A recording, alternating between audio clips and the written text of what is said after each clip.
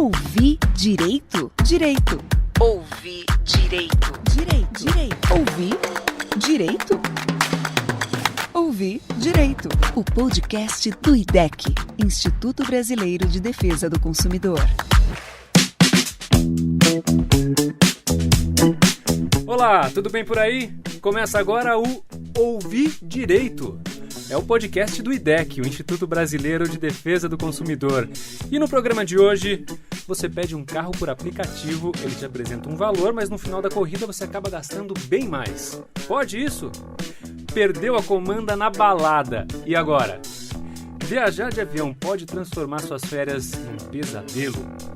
E tem também a seção Contos do Consumidor, com o caso do seu Genaro, que não conseguiu nem trocar e nem ter a sua máquina de fazer pães consertada apenas 2 meses após tê-la adquirido. E ainda as últimas novidades sobre a atuação do IDEC e os direitos do consumidor. Ouvir direito? Tá começando. Se você caiu de paraquedas e nunca ouviu falar do IDEC, o Instituto Brasileiro de Defesa do Consumidor é uma associação que está completando 32 anos. Desde sua fundação, o IDEC luta pelos direitos dos consumidores cidadãos e é independente, sem vínculos com governos, empresas e partidos políticos. O trabalho dos especialistas do IDEC é informar, orientar. Aliás, o IDEC tem, por exemplo, modelos de cartas e petições que já ajudaram muitos consumidores a terem seus direitos reconhecidos. E o IDEC está todo dia também pressionando e confrontando agências reguladoras, parlamentares, para garantir os direitos dos consumidores. Sempre a partir de muito estudo, muita pesquisa, comitês que são criados para estudar esses problemas. Bom, para saber mais sobre o IDEC, sobre todas as causas defendidas, acesse lá, idec.org.br, fique de ouvido colado aqui no nosso podcast e já aproveito para convidar você para se associar, fazer parte do IDEC para fortalecer essa luta pelos direitos dos consumidores. Falando em especialistas, 3 deles estão aqui comigo hoje. A voz mais bela do IDEC, o advogado e supervisor jurídico Christian Printes. Fala pessoal, boa tarde, tudo bem? Boa tarde, Christian. Tem também a Marina Paulelli, que é advogada e assessora jurídica da área de relacionamento. Olá, é um prazer estar aqui. E o Igor Marchetti, que é Marchetti que fala mesmo, Igor? Marchetti. Ele é advogado e assessor jurídico também da área de relacionamento. Fala aí, Igor. Olá, tudo bom para todos e todas? É isso aí. Eu sou Regis Salvarani e a gente começa falando sobre os aplicativos de mobilidade. Ouvir direito. O podcast do IDEC.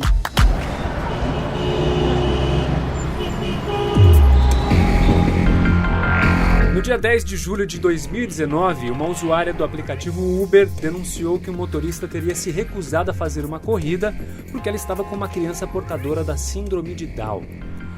Outro caso recente muito polêmico foi o do motorista que se recusou a levar para o hospital um entregador que estava passando mal. O entregador que, aliás, trabalhava para outro aplicativo, que é o Rappi, e acabou falecendo. E aí, motorista de aplicativo pode recusar corrida? Pode nada, Regis. Na realidade, muitas vezes isso aí é uma prática que não tem justificativa, né? E que ela é proibida pelo Código do Consumidor como uma prática abusiva. Existem só algumas exceções claras, né? Que o motorista poderia cancelar a corrida se estivesse, por exemplo, fora da área de cobertura do aplicativo, se tivesse o motorista indo para algum outro lugar, já estivesse atendendo uma corrida, né? Ou então, às vezes, quando você vai, por exemplo, ter um transporte de animais e você não solicitou nenhum carro com esse tipo de facilidade, né? Mas fora isso, não pode ter essa recusa fere aí o Código de Defesa do Consumidor. Tanto o aplicativo quanto o táxi não pode recusar a corrida. Não pode recusar a corrida. Na realidade, isso é uma prática abusiva e viola o Código de Defesa do Consumidor. E o que a pessoa que teve a corrida recusada tem que fazer? Olha, ela pode entrar em contato com o canal de atendimento do aplicativo e informar que o motorista, que ele vai ter lá pelo menos o contato básico dele, recusou de forma injustificada essa corrida. E aí, eventualmente, ela pode, se a depender do caso, ela teve algum tipo de prejuízo com isso, né? Pode tentar verificar a possibilidade de haver uma reparação desse dano que foi causado a ela. Agora, esses aplicativos, você pode até fazer uma reclamação, eles têm no menu ali uma aba para reclamações, só que é tudo muito simplificado, né? Ele te dá uma opção de escolher qual daqueles itens você quer reclamar e para por aí, assim, não tem alguém que te atenda, alguém que possa evoluir com essa reclamação, né? É verdade. Essa falta aí de clareza na informação, de possibilidade de você ter um atendimento mais humano, mais justificado ao consumidor, também é uma grande reclamação que se tem dos consumidores. E com base nisso, justamente, que a gente tem que fazer, às vezes, a reclamação junto ao site do Uber ou de qualquer outro aplicativo, aí 99, enfim, né? Para que haja a reparação efetiva de direitos. E também, só complementando, em caso de determinadas recusas, dependendo do caso concreto, até pode ser considerado uma prática discriminatória. Dependendo do caso, é recomendável que a pessoa faça uma denúncia em algum órgão especializado, como o Disque 100, que era da antiga Secretaria de Direitos Humanos, e hoje é do Ministério de Direitos Humanos, da Mulher e da Família.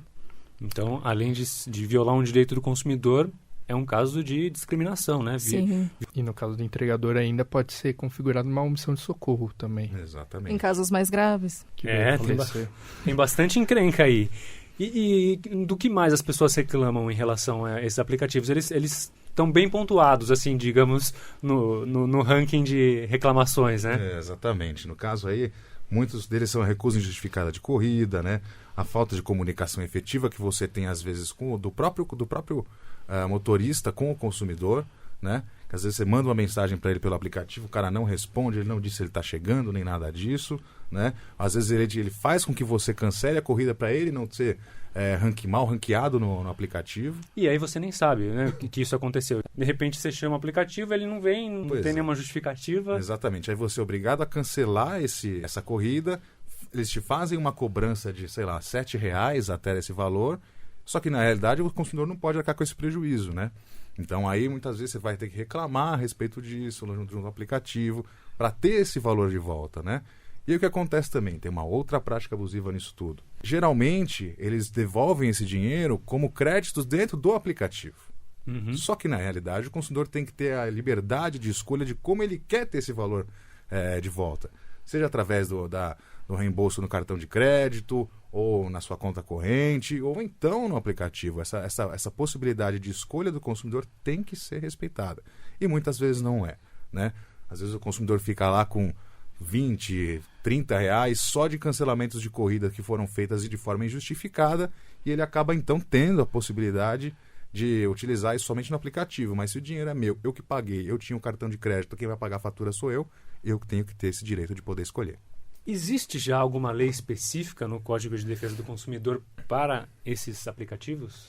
Na verdade, não, porque o Código de Defesa do Consumidor ele é uma lei geral, né? Assim, ele tenta abarcar todas as condições, todas as relações jurídicas que envolvem relações de consumo, né? Tudo que envolve consumo está no Código de Defesa do Consumidor. Imagina um código que cada tipo de serviço, produto, tivesse a sua norma.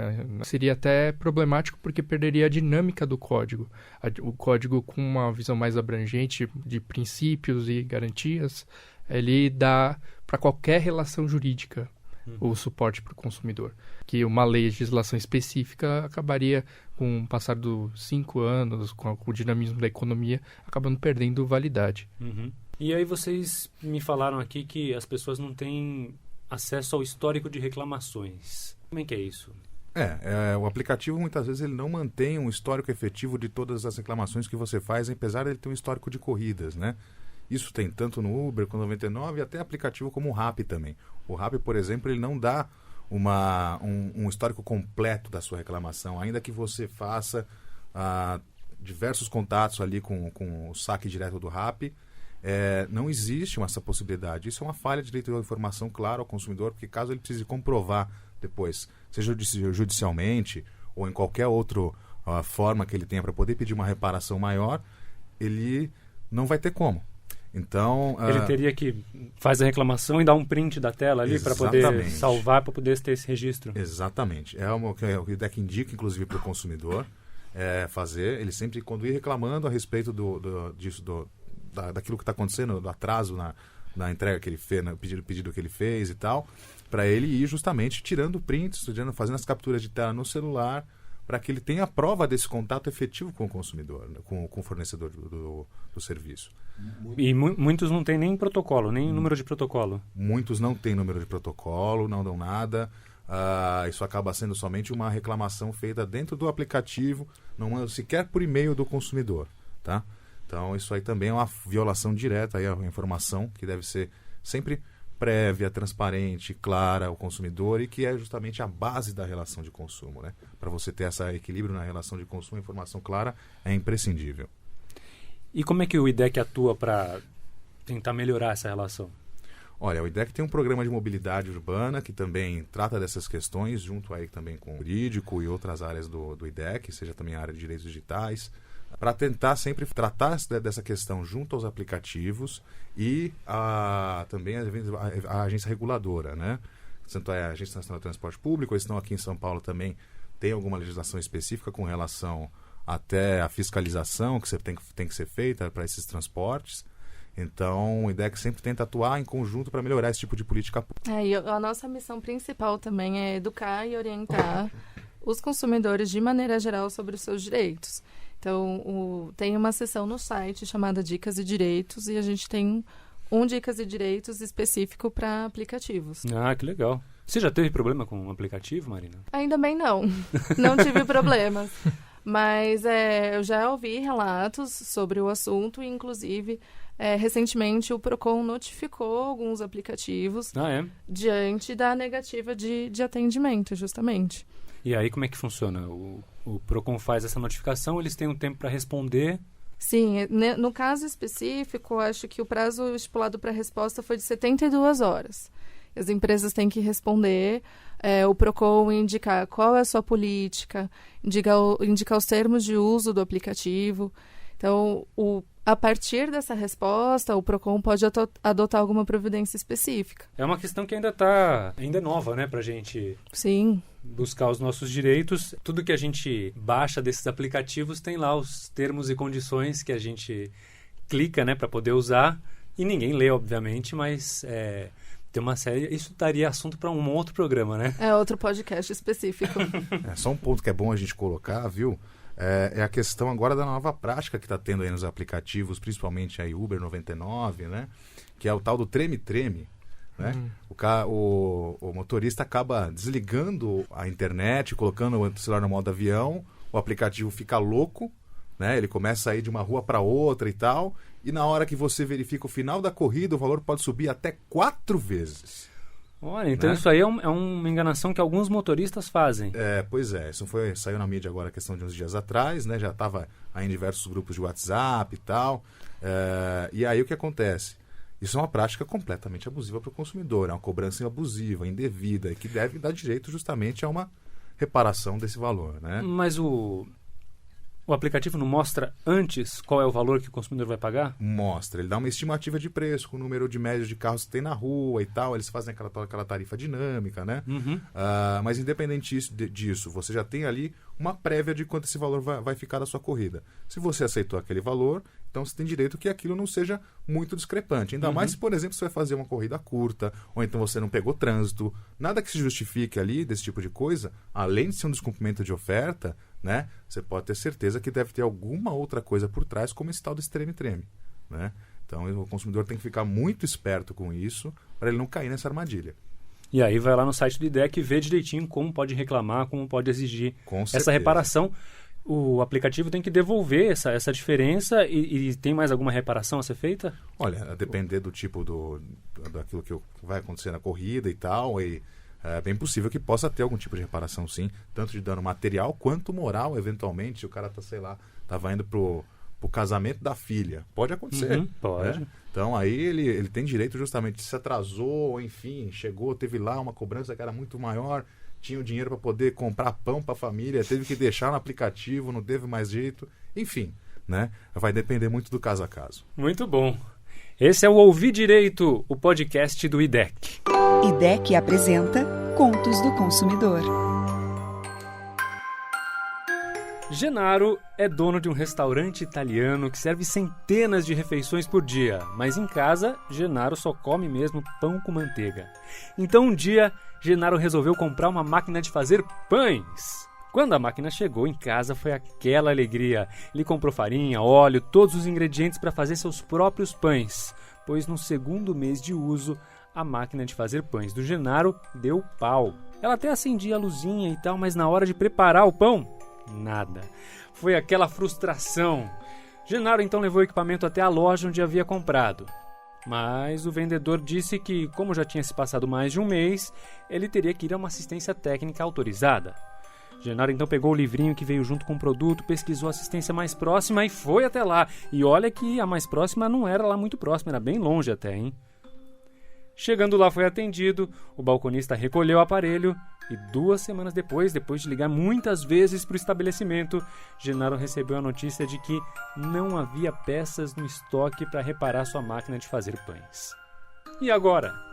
Quem poderá salvar o Genaro? E aí? É verdade que quando a gente compra alguma coisa, na verdade a gente assina um contrato, a gente tem que levar um advogado para saber o que a gente pode fazer ou não? Os advogados vão falar que tem, né? Não, né, gente? A gente aqui... Não, lógico que não. Não. Seria impossível. Todas as relações de consumo a gente ter advogado. A gente vai ali, né? No sidekick, né? O cara vai do ladinho ali, imagina, né? Fala, não faz isso aqui, tá errado, pelo amor de Deus. Não é assim. É tipo um anjinho, né? Ou um demônio, dependendo do caso, vai saber. Mas aí, diz aí, esse caso do Genaro aqui, tá certo essa coisa da garantia dele? A loja, depois de um mês, não quis trocar, teve que ir até uma assistência, é assim mesmo? Olha, no caso, o que aconteceu com o Genaro é que a máquina de pães apresentou o que se chama de vício oculto. Logo depois de um pouco tempo de uso, a máquina parou de funcionar. Então, o que é a garantia legal? Todo fornecedor, todo fabricante tem que garantir a qualidade do produto que ele coloca no mercado. E por isso ele se responsabiliza por ajudar o consumidor quando for necessário e quando ele tiver um problema. O que o código fala? Que a responsabilidade dos fornecedores é solidária, ou seja, o consumidor pode acionar o comerciante de quem ele comprou o produto ou o fabricante para tentar resolver o seu problema de consumo. Mas tem esses prazos ou isso é critério de cada fabricante, de cada comerciante? Tem um prazo que o próprio Código de Defesa do Consumidor estabelece. No caso do vício oculto, que é o que aconteceu nesse caso do Genaro, esse prazo começa a correr quando o vício é perceptível ao consumidor. Para produtos que não são duráveis, o prazo de reclamação é de 30 dias. E para produtos duráveis, o prazo de reclamação é de 90 dias. No caso dele, é um produto durável. durável. Exato. Então, prazo de reclamação 90 dias, não tinha feito 90 dias, tinha feito pouco mais de um mês. Ele está dentro do prazo. Está dentro do prazo. O fabricante é obrigado a reparar ou entregar outro produto. Primeiro, esse vício tem que ser consertado. Se a máquina depois não voltar a funcionar, o Genaro pode optar por uma nova máquina, pelo cancelamento da compra e restituição do valor. Integral. Exatamente. Ou até, eventualmente, um abatimento proporcional do preço, que é como se fosse uma ponderação do que ele teve de prejuízo pelo problema que a máquina apresentou. Mas e aí fica esse jogo de empurra, o comerciante empurra para o fabricante empurra para a assistência empurra para Deus, e aí? Não, o consumidor tem que escolher o que em um primeiro momento é mais fácil para ele. Por isso que o código fala que a responsabilidade é solidária. Uhum. Então, se, por exemplo, não tivesse assistência técnica na cidade onde o consumidor mora, ele pode entrar em contato com o próprio fabricante, solicitar que o fabricante se responsabilize pelo transporte do produto até a assistência técnica mais próxima. O código confere uma proteção nesse sentido. Mas nesse caso aí, a assistência falou que não tinha peça. E aí? O código determina que durante o tempo de vida útil de um produto, o fabricante tem que manter peças de reposição. Qual que é a questão? O código não fala em específico qual é o tempo de vida útil de cada produto. Mas é possível ter outra base de fonte para esse tipo de prazo. A gente utiliza uma resolução da Receita Federal. Então, e também para produtos linha branca, por exemplo, ou produtos maiores, o tempo de vida útil é bastante longo, de 5 a 10 anos. Uhum. Então, durante todo esse tempo, o fabricante tem que manter à disposição do consumidor peças de reposição para que o produto funcione normalmente. Então, mesmo que o produto saia de linha, tem que ter peças para que ele possa ser reparado nesse prazo de 5, 10 anos. Exatamente. No caso do Genaro, viu que ele tentou primeiro entrar em contato com a loja onde ele comprou e tal, no fornecedor. O que acontece? Muitas lojas dão aí uma possibilidade de até 7 dias, né? De você... Uma mera liberalidade da loja mesmo, tá? não tem nenhuma obrigação de fazer uma troca do produto. Se o produto deu pau ainda até os primeiros 7 dias, geralmente aí grandes varejistas fazem a troca independente de você ter que abrir esse prazo de 30 dias e tal, para que você consiga fazer a reclamação, né? E é importante também falar que no prazo de 90 dias conta a partir da identificação do vício, como a Marina colocou. Então, o prazo começa a contar da identificação. Quando deu problema, aí começa os 90 dias, não da compra do produto. Então, ele tem, no dia que deu problema, 90 dias para exigir. E não conforme a nota fiscal que diz que 2 meses atrás ele adquiriu o produto.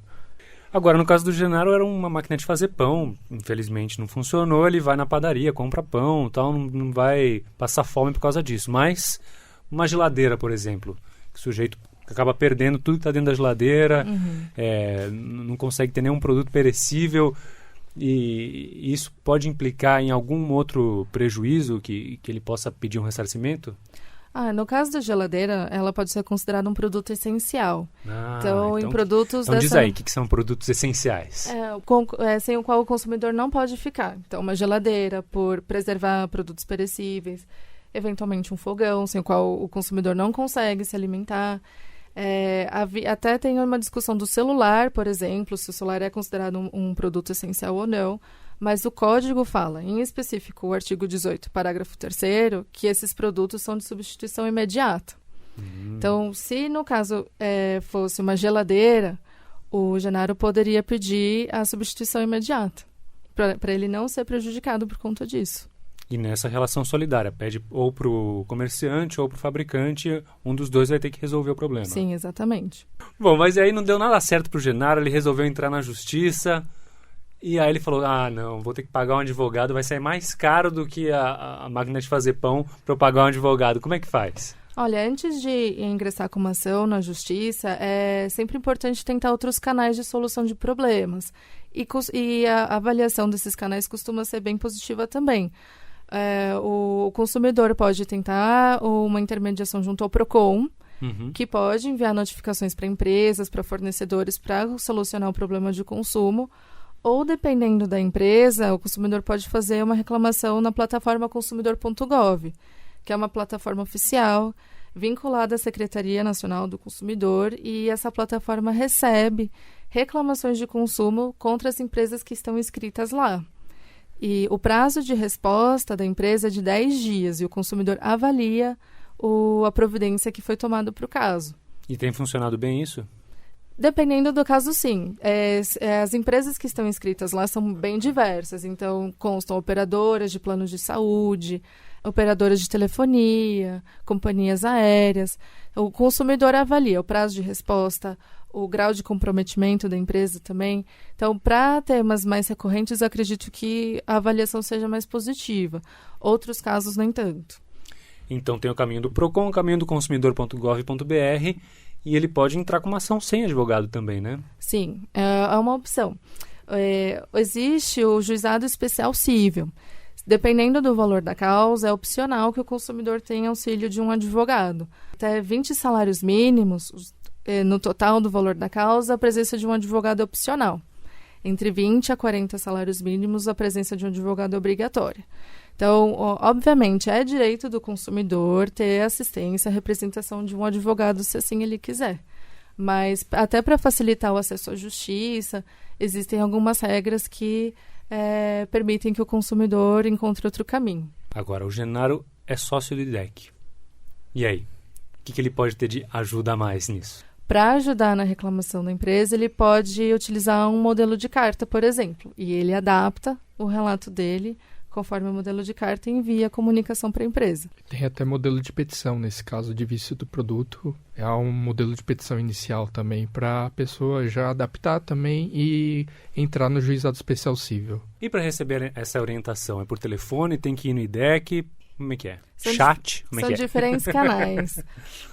O IDEC tem a área de relacionamento, que faz o contato com os associados, e as orientações podem ser feitas pelo telefone, por e-mail também, ou até presencialmente. 32 direitos do consumidor nos 32 anos do IDEC. E Em 2019, o IDEC faz 32 anos e, para comemorar, preparou um especial destacando 32 direitos do consumidor. E aqui no nosso podcast, cada vez que você ouvir esse sinal aí, a gente vai destacar um desses direitos. Para começar, vamos falar de compra fracionada.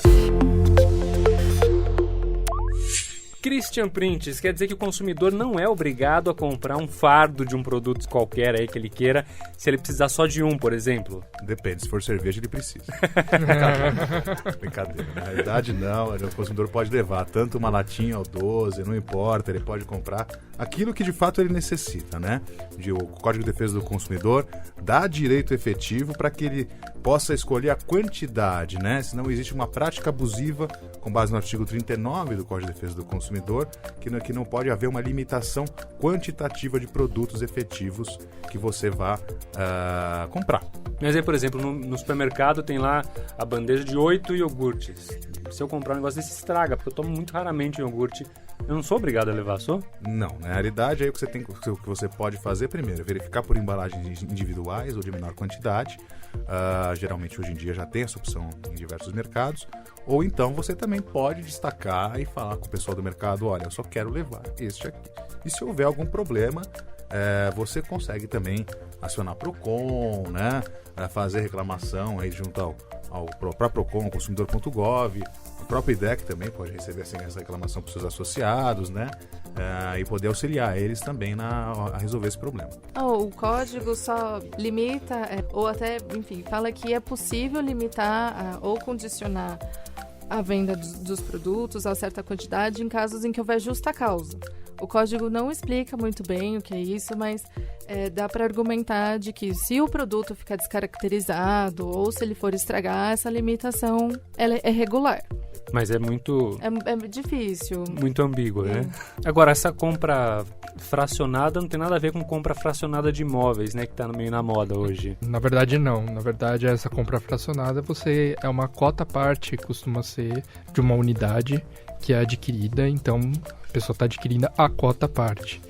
Não é um fracionamento propriamente dito do imóvel, né? Assim, é um fracionamento da propriedade. Ali. Isso, por exemplo, uma questão, o cara vai comprar ele vai ter uma participação num flat, por exemplo. Sim. Né? Aí ele compra ali uma cota parte específica daquele imóvel para poder depois também poder usufruir desse imóvel ao longo do tempo, em dias específicos a combinar com os outros proprietários dos imóveis. 32 direitos do consumidor nos 32 anos do IDEC.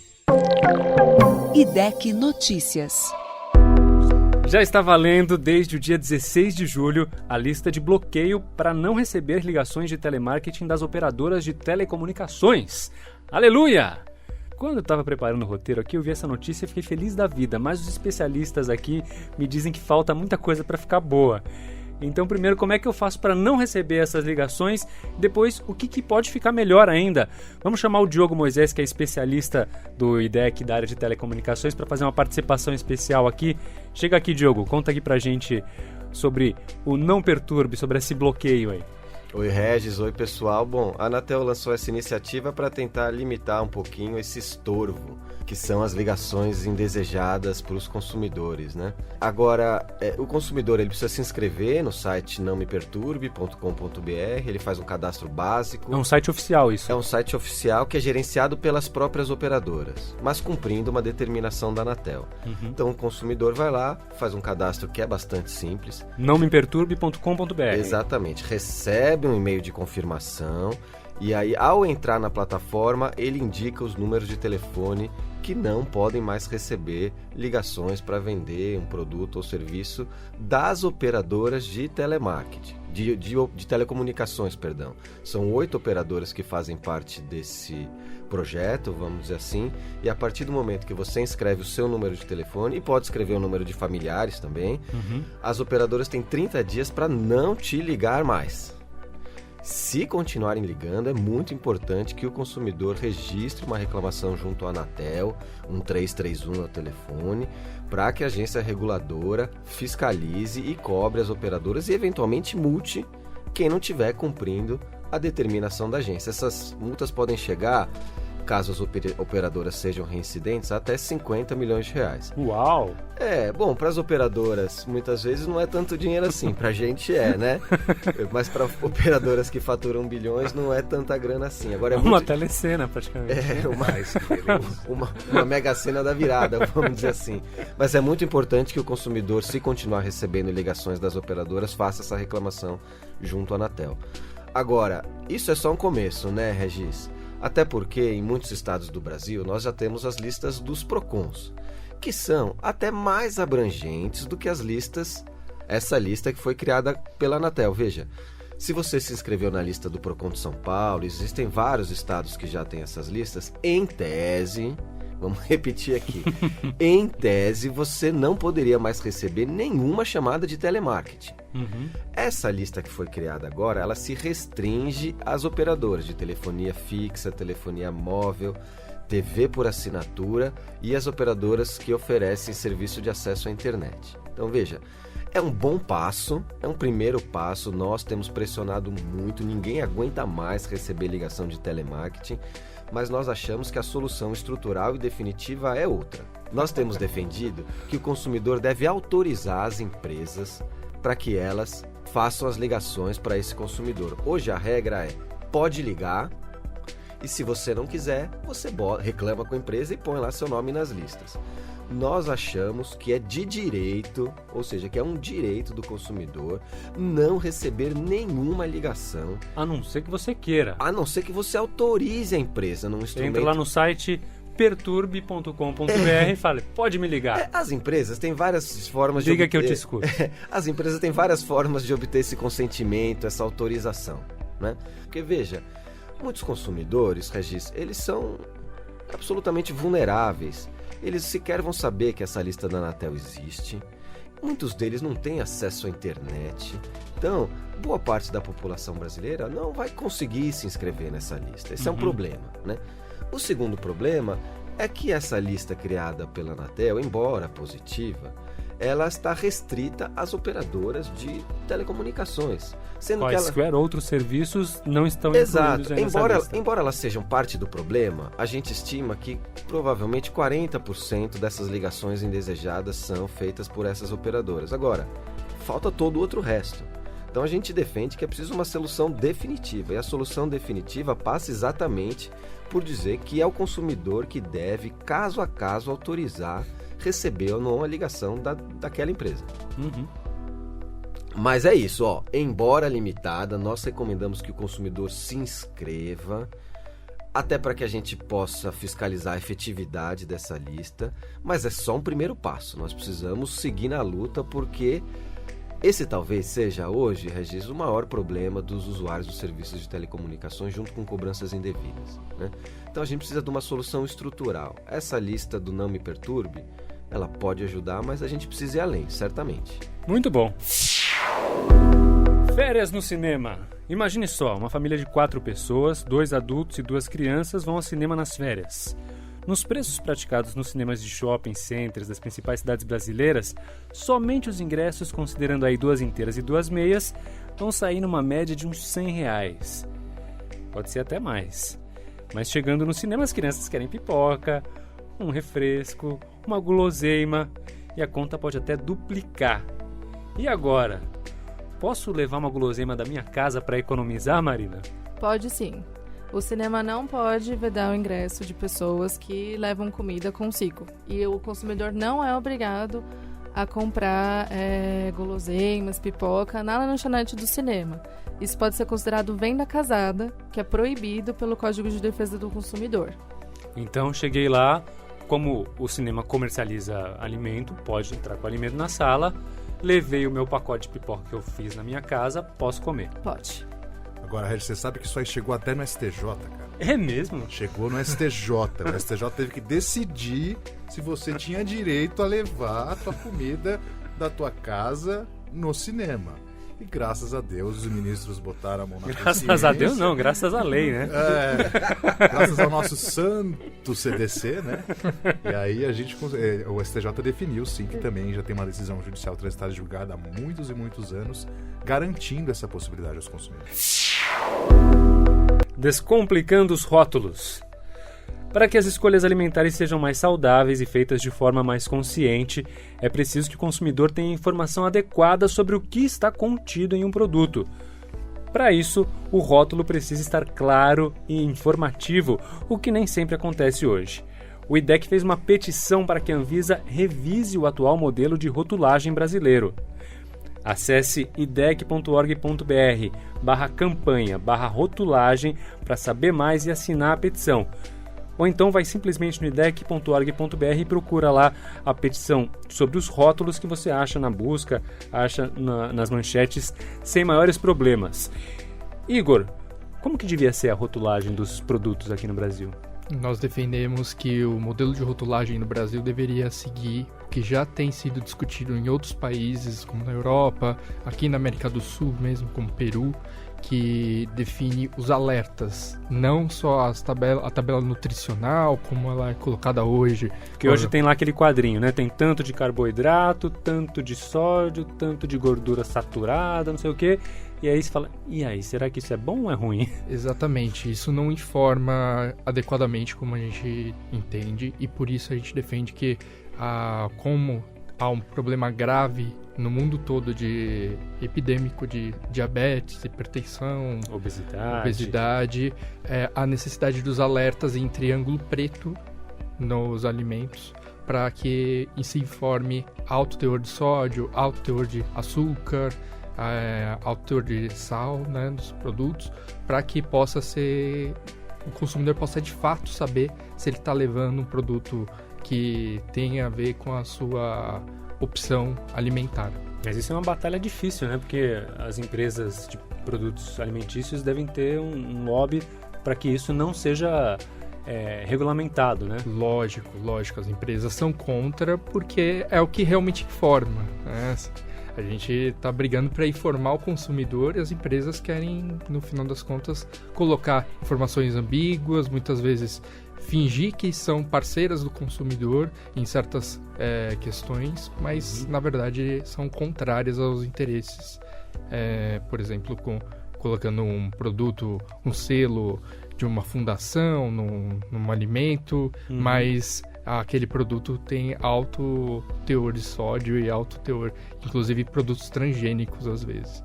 O transgênico também já tem que vir no alimento que o produto tem ingredientes transgênicos, né? Sim, isso já é definido. Hoje a rotulagem dos transgênicos existe. É um triângulo amarelo que é possível que o consumidor identifique nos produtos, triângulo amarelo com um T no meio. É pequenininho ainda, mas já tá lá. Tá lá. Mas assim, mesmo isso, há uma discussão, né, no Congresso para tentar retirar essa informação. Então, por isso que o IDEC briga bastante para que continue a rotulagem dos transgênicos. Agora eu não entendo, o pessoal, né, do agrobusiness tal defende tantos transgênicos.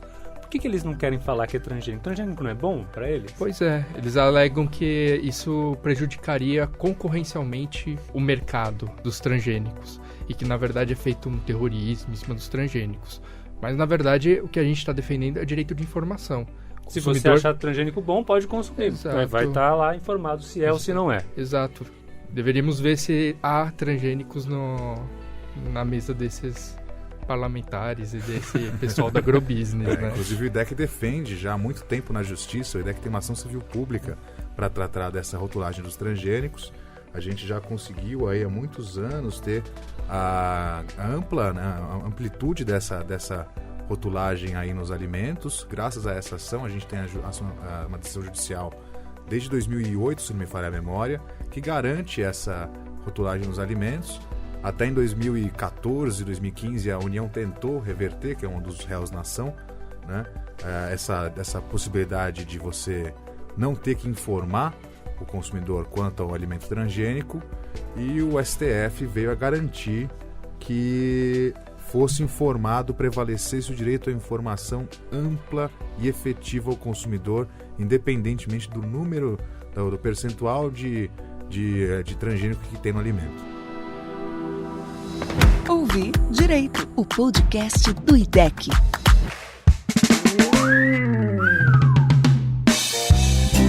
IDEC apresenta Quando as Férias Viram Pesadelo. Você juntou as economias, escolheu o destino, organizou as datas da família e comprou as passagens. Tudo pronto para férias felizes, certo? Errado.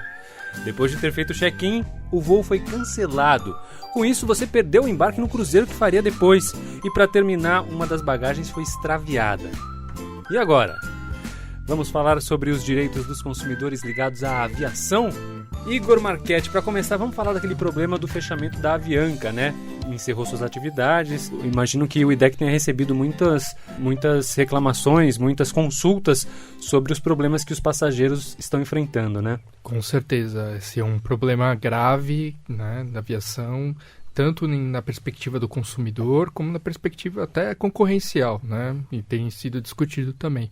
Mas na perspectiva do consumidor, a gente tem visto o alto número de cancelamentos, né? No caso da Avianca, e também a falta de informação, muitas vezes, da questão de como que vai ser feita a reacomodação, como vai ser feito o reembolso da passagem, né?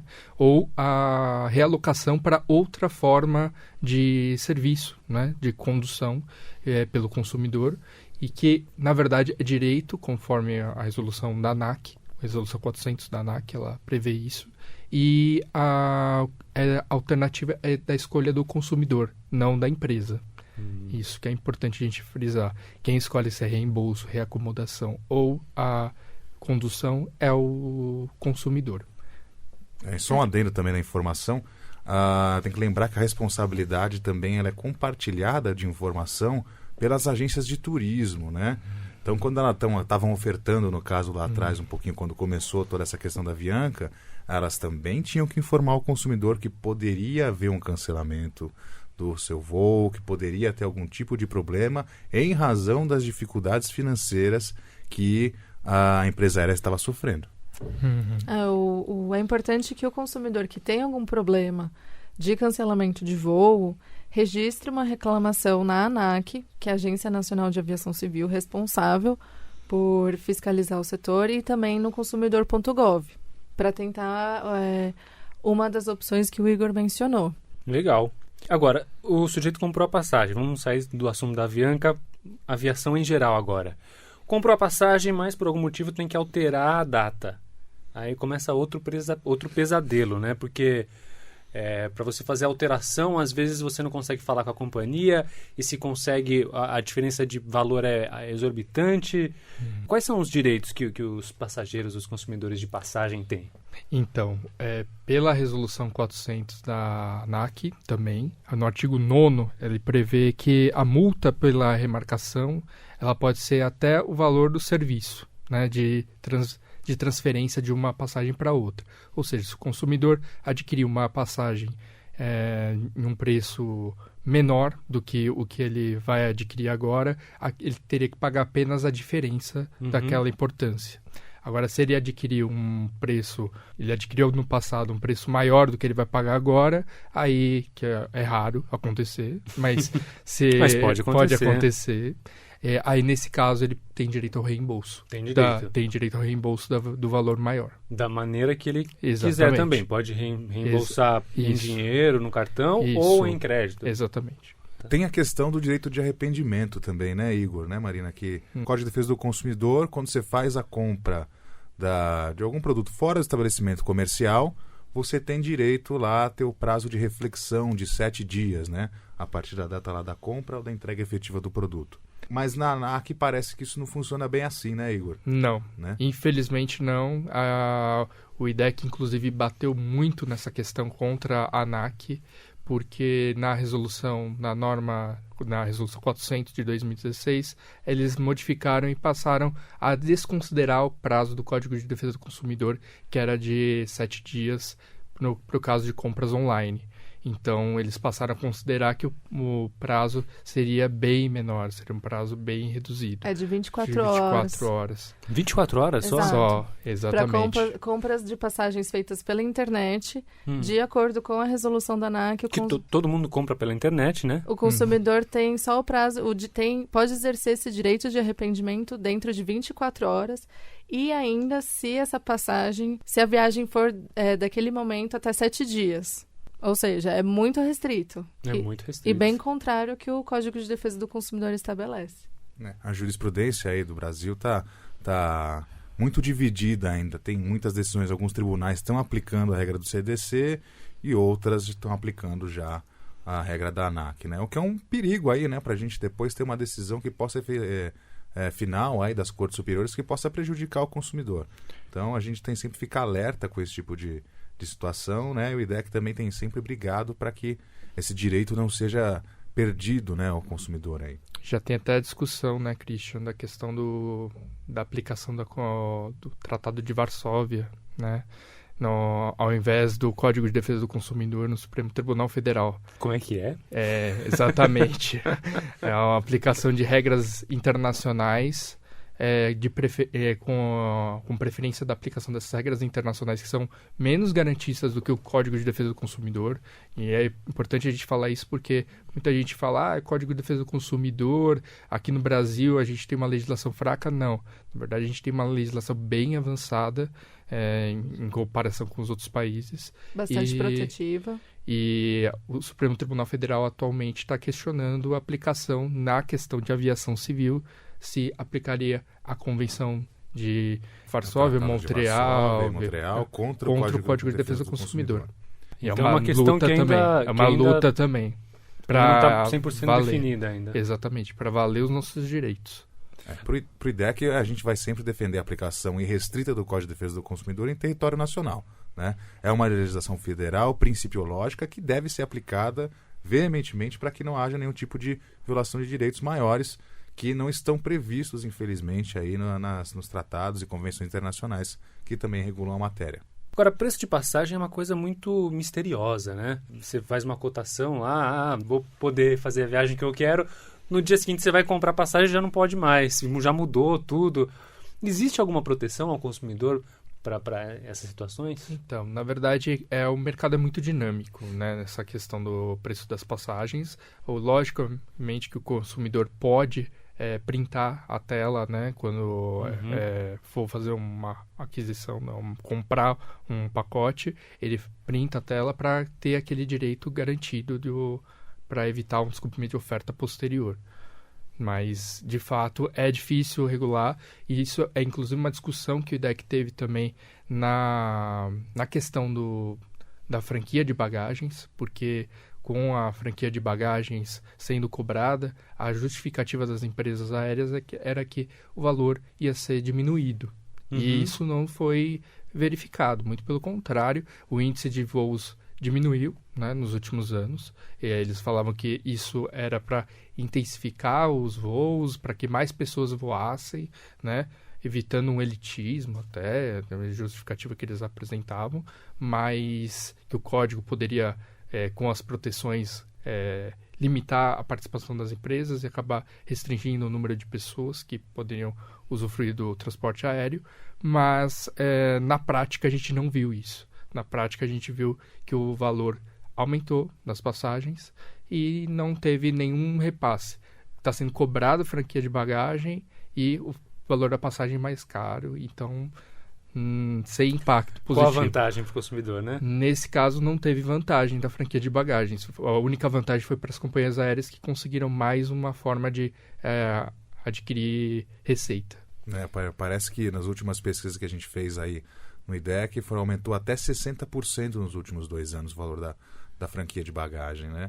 E é um preço injustificado se comparado aí com a inflação brasileira média, com aquilo que sobe teu salário no dia a dia, né? Aquilo que era R$40 antigamente, hoje em dia já está em 80, né? No caso aí das franquias de bagagem. E se você ainda faz a compra da franquia de bagagem, você é obrigado a fazer a compra no aeroporto, esse valor ainda ele sobe mais. E só em complemento, o IDEC tem uma cartilha sobre os direitos da aviação. Então, está acessível no nosso site. Bom, para terminar esse assunto aqui, eu tenho mais uma dúvida, que é o seguinte. Eu tenho uma mala já um pouco antiga que eu quero levar numa viagem. Eu não sei se ela cabe naquela caixa que eles colocam. Quando você vai embarcar, eles medem a sua mala através de uma caixa. Mudou a regulamentação dos tamanhos de mala de mão que a gente pode levar? Como é que é?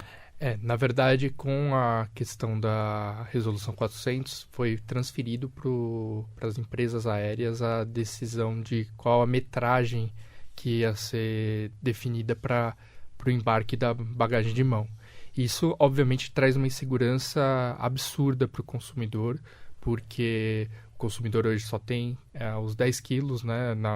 O único preceito que tem na resolução é que o peso é de 10 quilos, que ele pode transportar, mas em relação às demais condições da bagagem, não tem uma definição. Então, fica com as associações de aviação civil, que é empresas da aviação civil, e cada uma delas tem uma regra. Então, o consumidor, quando for embarcar, ele tem que verificar qual companhia para que verifique qual a metragem para transportar a sua bagagem de mão. Então, o consumidor tem direito a uma bagagem de mão de 10 quilos, de até 10 quilos. Agora, o tamanho tem que ver com cada companhia. Cada companhia aérea. Geralmente... Se eu vou fazer vários voos numa viagem, eu tenho que estar muito atento para ter uma mala coringa que se encaixe em todas elas. Exatamente. É uma grande incógnita, né? Na realidade, também aí a ABAR faz aqui em solo em território nacional para 2 grandes companhias aéreas, que é a Latam e a Gol, né? A Azul acabou saindo aí da ABAR por uma questão aí mais relacionada à Avianca anteriormente, que eles estavam querendo fazer a compra da Avianca e acabaram meio que rompendo com a ABAR, né? E em território internacional também tem as regras da IATA, né? Que é para onde tem essas grandes companhias também tratam lá. E o grande problema para o consumidor é que, na realidade, a IATA ela acaba tendo uma porcentagem um pouco maior de centímetros permitidos na bagagem, enquanto a ABAR ela é mais restritiva. Então, o consumidor que vem de fora, compra uma mala lá que está de acordo com os padrões da IATA, às vezes ele vai ser taxado aqui no Brasil pela bagagem de mão dele. Vai ter que também fazer o despacho dessa bagagem e pagar um preço muito mais caro. Tudo isso traz uma grande insegurança para o consumidor e traz ali um vício da informação direto, né? Que acaba prejudicando o consumidor sem sombra de dúvida. Se o consumidor tiver problemas com a bagagem e for obrigado, por exemplo, a despachar a bagagem por conta das dimensões da bagagem, é possível contestar a própria companhia aérea no momento da viagem. O Ed, que é o nosso gerente de trabalhos técnicos aqui do estúdio, está fazendo uma pergunta. Ele, que é um músico, surfista, ele quer saber se mudou alguma coisa para levar a prancha e levar os instrumentos nas viagens. Nossa, pranchas, instrumentos, violão. Inclusive, o IDEC participou de uma blitz nos aeroportos para verificar como estava sendo tratada essa questão da aviação civil, da franquia de bagagens. Uhum. E uma das pessoas também estava querendo transportar o violão dela e ela teve que despachar o violão porque falava que a bagagem não poderia ser em bagagem de mão. E mesmo assim, mesmo na questão do despacho, tem que ser verificado com a empresa as condições para que seja transportado. Então tem que olhar no site da empresa qual que é a regra de cada empresa e de cada tipo de voo também que muda, né? Até porque é um volume diferente, né? Um volume expressivo e às vezes não está conforme as regras da aviação, né? E esse negócio agora, para eu marcar o assento, às vezes eu tenho que pagar uma taxa a mais, que é uma coisa que não existia antes, né? Não existia e era uma cobrança abusiva com base no artigo 39, inciso 5 do Código de Defesa do Consumidor, que fala que é vedado a cobrança onerosa, né? Excessivamente. Uma manifestamente excessiva, né? E então o consumidor pode questionar a empresa aérea e pode questionar a ANAC. Inclusive, a gente recomenda que seja questionado a ANAC. Existe um canal na ANAC para fazer esse tipo de reclamação? Existe um canal da ANAC e a gente recomenda que seja feito essa reclamação para que aumente os índices de reclamação, para que, inclusive, seja pautado em audiências públicas. Uma forma de pressionar. Exatamente. As entidades possam, no momento da divulgação dos dados e das reclamações, pressionar em relação a esse ponto. Tem os lugares... premium, digamos assim, né? Que são algumas cadeiras em locais do avião que tem mais espaço, eventualmente. Isso é permitido ou não? Então, essas cadeiras normalmente são cadeiras para pessoas com deficiência, né? Então, obviamente, precisa ter esse tipo de assento por uma questão de acessibilidade, mas as empresas acabam vendendo como um premium, como uma vantagem. Então, por não ter a pessoa com deficiência naquele voo, ela acaba vendendo dessa forma. Nós entendemos que é uma maquiagem que é feita pelas empresas. E lá no site do IDEC tem algum lugar que a pessoa pode procurar lá mais informações sobre essa questão da aviação? Tem o nosso Dicas de Direitos no site do IDEC e tem a nossa cartilha, como a Marina já comentou, a cartilha de aviação civil, que tem várias dicas para o consumidor. Então vai lá. Não deixe de baixar. idec.org.br 32 direitos do consumidor nos 32 anos do IDEC. Comemorando os 32 anos do IDEC, destacamos 32 direitos do consumidor e agora vamos falar sobre perda de nota fiscal. Eu não sei se foi assim com vocês também. Eu, quando era adolescente, meus pais sempre falavam: guarda a nota fiscal. Qualquer coisa que você comprava, guarda a nota fiscal. Nem sempre eu guardava, né? Até o dia que precisei trocar um negócio e não tinha nota fiscal para levar, não achei. E aí, perdi a nota fiscal. Quem é desorganizado assim como eu e perde nota fiscal, se deu mal ou não? Não. Quem é desorganizado não vai ser prejudicado pela perda da nota fiscal. A emissão da segunda via é um direito do consumidor. Então, em caso de perda, o consumidor pode exigir que o fornecedor remita a nota sem custo. Se porventura a empresa cobrar, por exemplo, essa cobrança também é indevida. E outra dica, Regis, é que o consumidor sempre guarde a nota fiscal pelo tempo de vida útil do produto, para resguardar os seus direitos. E também em caso de vício ou de algum defeito, como a gente conversou antes, a nota fiscal é um resguardo para o consumidor de que ele adquiriu aquele produto. E a nota fiscal tem que ter todas as informações sobre a data da compra, características do produto, enfim. Agora, essas notas fiscais que são feitas hoje naquelas máquinas, tipo máquina de cartão de crédito, né? É um tipo de papel que ele apaga com o tempo o conteúdo, né? Sim. E aí, eu guardo o produto, por exemplo, tem uma garantia de 1 ano, depois de 2 meses a nota fiscal já apagou. E aí? Olha, a primeira dica, se a nota fiscal é emitida nesse papel, é importante que o consumidor armazene a nota de um modo mais específico. Não coloque perto de plástico, que isso facilita a diminuição das características. Deixe em lugares mais secos.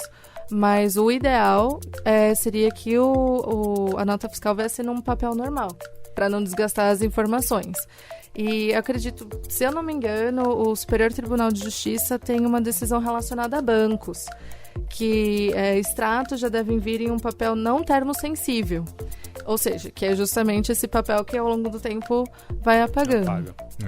E também grandes varejistas aí tal, já tem a prática também, ou também não só grandes varejistas, mas grandes fornecedores até de serviços públicos têm a prática de mandar a nota fiscal por e-mail, né? Você já ter isso digitalizado, ter essa segunda via guardada com você de uma forma digital, é uma prática que poderia até se tornar uma legislação específica, né? Para resguardar mais um direito do consumidor. Sim, a emissão é obrigatória. Porque... Então, eu perdi a nota, eu vou lá no comerciante, na loja, enfim, no lugar onde eu comprei o produto e peço uma segunda via. Exato. Eu digo, eu comprei tal dia, tal hora, quero minha segunda via. Você pode exigir isso sim. E, pela lei, é possível exigir isso pelo tempo de vida útil do produto. Então, se você tiver comprado isso há muito tempo, o seu direito é igual. Nós, inclusive, consideramos que esse tipo de papel termosensível é um vício do produto, né? É um vício de serviço e é uma violação ao direito de informação. Então, o consumidor, com base no artigo 20, artigo 6º, inciso 3 do Código de Defesa do Consumidor, pode questionar também a empresa em relação a isso. Você sabe de cor, assim, muitos códigos, incisos e... do código a gente acaba sabendo, porque a gente... Então, abaixa o papel termosensível. Abaixa o papel termosensível. 32 direitos do consumidor nos 32 anos do IDEC. IDEC apresenta a balada mais cara da vida. Essa balada tá demais!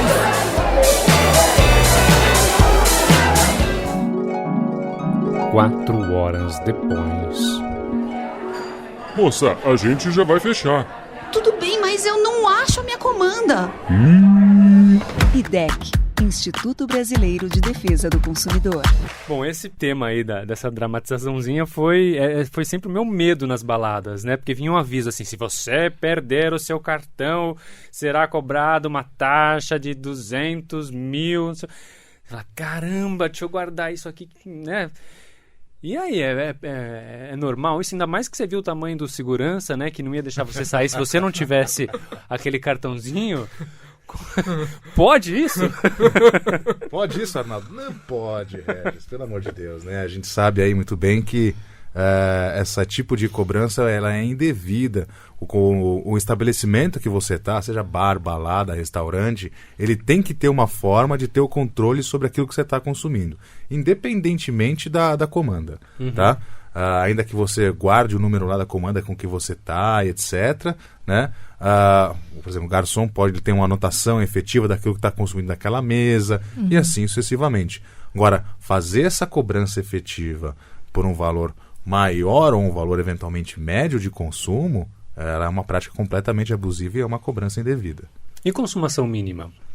Consumação mínima. Existe uma lei já que proíbe a consumação mínima há muitos anos, né?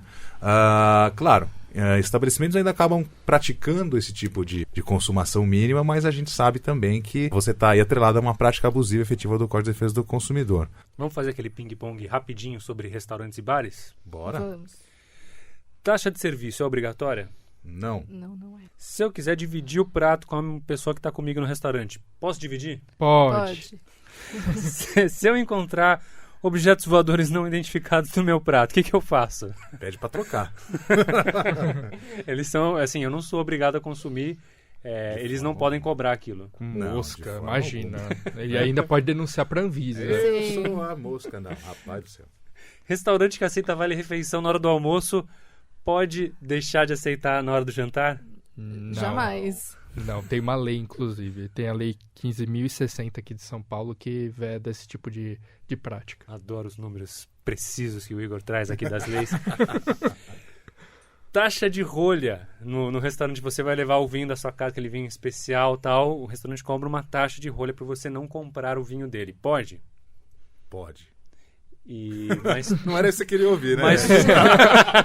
Só não pode ser um preço exorbitante, né? Que seja, por exemplo, o valor do produto, nem 50% do valor do produto. Isso por quê? A gente tem que entender que tem que ter um equilíbrio na relação de consumo, né?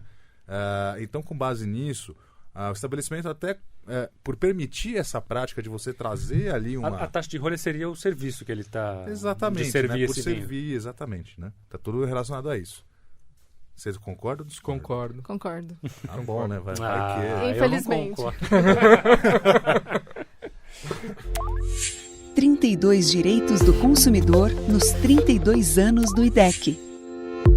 E esse direito aqui é o típico quem nunca, né? Você vai no supermercado, chega lá na prateleira do melão, tem 2 preços. Qual que tá valendo? Bom, se não tiver preço nenhum também quer dizer que é de graça. É isso, Marina?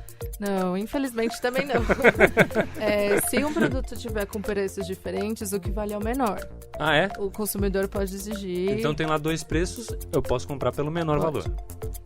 Porque na venda... todos os serviços, os contratos sempre têm que ser interpretados de maneira mais favorável ao consumidor. Então, se tem o menor preço, o consumidor pode exigir que a compra seja feita pelo menor preço. Mas se não tiver preço... Não significa que o produto é gratuito. Mas é um crime com base no artigo 66 do Código de Defesa do Consumidor. É verdade. Tá?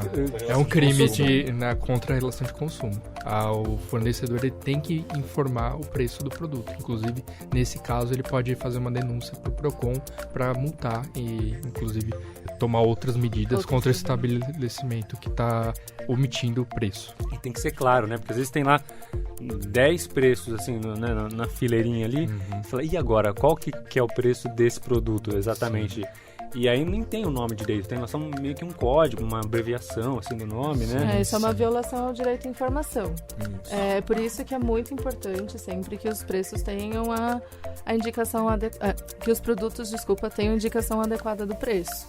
Então, tem 2 preços, vale o mais baixo. Isso. Não tem preço, não é de graça, mas está errado também. Tá errado. É isso aí, tem que consultar o fornecedor ali na hora, né? O lojista do supermercado e falar: e aí, amigão, o que eu faço aqui?